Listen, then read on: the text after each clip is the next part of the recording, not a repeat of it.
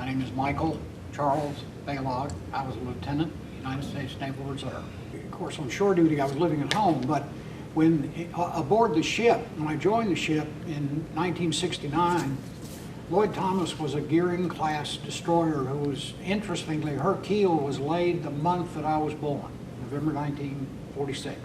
She was commissioned in 45. She'd been through a couple of fleet rehabilitation and modernization processes when I joined her, but forward officers' quarters was the same as it had always been, under the forward gun mount, right under the main deck.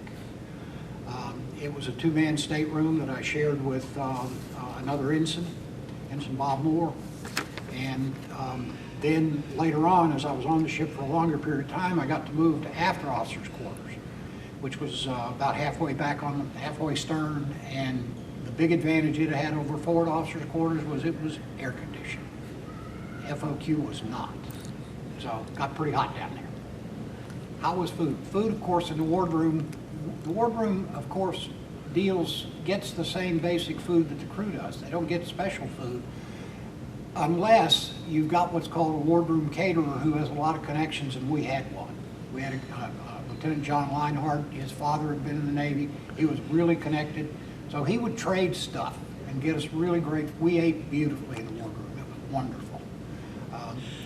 Some of the crew have heard me tell the story that when we got back from Vietnam, I couldn't eat prime rib for 3 years because we ate so darn much of it while we were over there, and that gets some laughs and many pokes in the shoulder over that. But food was great. I had no problems.